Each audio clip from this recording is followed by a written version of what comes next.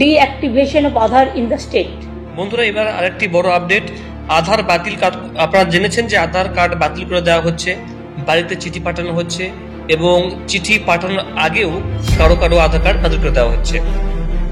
রাজ্যের বিভিন্ন জেলার মানুষদেরকে পাঠানো হচ্ছে এবং একজন আধার কর্তৃপক্ষ মানে আধার কার্ডের যে অফিসার তিনি বলেছেন যে একটা চিঠি, একটা ইমিগ্রেশন লিস্ট তৈরি করা হয়েছে, ভারত সরকার তৈরি করেছে এবং তাদেরকে দিয়েছে এটা, এবং এটা বলেছে যে যারা যারা ভারতবর্ষে ওভারস্টে করেছে মানে যাদের বসবাসের সমস্যা যাদের পার হয়ে গেছে তাদেরকে চিঠি পাঠানো হয়েছে।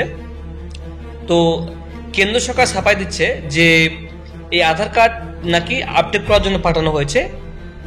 তো সব কথায় মূল কথা হচ্ছে যারা ভারতবর্ষের নাগরিক নন তাদেরকে চিহ্নিত করার জন্য কিন্তু এই চিঠি পাঠানো হচ্ছে আধার কার্ডের তরফ থেকে।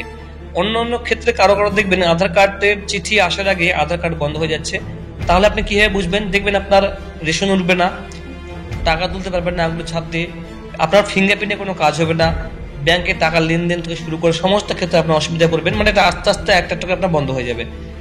এবার এই চিঠি পাঠানো নিয়ে রাজ্যের মুখ্যমন্ত্রী তিনি একটা কিন্তু প্রেস কনফারেন্স করেছেন নবান্ন সরাসরি অফিসিয়ালি, কিন্তু এটা তিনি বলেছেন যে তিনি কিন্তু আজকে চিঠিও পাঠিয়েছেন প্রধানমন্ত্রীকে এই আধার কার্ড বন্ধ করাটা নিয়ে। তো মতুবাদী সম্প্রদায়ের মধ্যে পাশাপাশি আপনাদের এসসি এসটিদের ক্ষেত্রে কিন্তু তিনি দাবি করেছেন। তো এখানে মুসলিমদের নাম এখন পর্যন্ত নেই, হিন্দুদের কাছে কিন্তু চিঠি এসেছে। আর একটা কথা আপনারা মনে রাখবেন যে সেটা হচ্ছে সিএ, এটা খুব কার্যকর করার কথা বলেছেন কেন্দ্র সরকার, যে ভোটের আগে চালু করা হবে, তারপরেই এনআরসি চালু করা হবে এবং সব ক্ষেত্রে কিন্তু একটা স্টেপ বাই স্টেপ করা হচ্ছে। আপনারা দেখবেন যে আধার কার্ডে প্রথমে দেখবেন লেখা রয়েছে এখন যে আধার কার্ড কোনো ভারতের নাগরিকত্বের প্রমাণ নয় এবং আধার কার্ড কোনো জন্ম প্রমাণ করে না। মানে আপনার আধার কার্ড দিলে আপনার যে ডেট অফ বার্থ প্রুফ হবে তা কিন্তু না, আপনাকে আলাদা করে একটা মানে আপনাকে একটা আলাদা করে কিন্তু আপনাকে একটা বার্থ সার্টিফিকেট শো করতে হবে। এবার দেখুন, নাম বাদ গেলে রাজ্যের কার্ড, এটা আজকের বিষয়।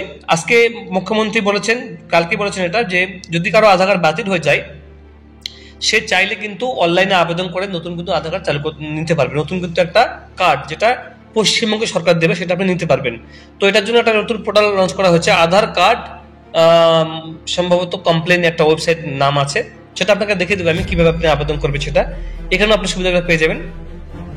নাম বাদ গেলেই রাজ্যের কার্ড, আমরা একটু দেখে নেবো সেই কার্ডগুলো কিরকম কি বলা আছে। এটা লোকসভা ভোটের আগেই রাজ্যের প্রতিটি জেলা থেকে আধার কার্ড বাতিল হয়ে যাওয়ার খবর আসছে নবান্নে। ইউআইডিএর তরফে পাঠানো চিঠিতে স্পষ্ট ভাষায় লেখা রয়েছে ভারতে বসবাসের উপযুক্ত শর্তাবলী আপনি পূরণ করতে পারছেন না।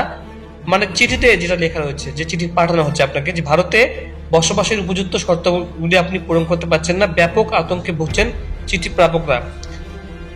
সোমবার তাদের পাশে দাঁড়ালেন মুখ্যমন্ত্রী মমতা বন্দ্যোপাধ্যায়। নবান্নে সাংবাদিক বৈঠক করে সাফ জানালেন কোনোভাবে তাদের নাগরিকত্ব কেড়ে নিতে দেব না, আধার বাতিল বা নিষ্ক্রিয় হলে বিকল্প কার্ড দেবে রাজ্য। এদিন মুখ্যমন্ত্রী আরো বলেন অধিকাংশ ক্ষেত্রে মতুয়া, নমশূদ্র, এসসি এসটি গরিব মানুষদের আধার কার্ড নিষ্ক্রিয় করা হয়েছে।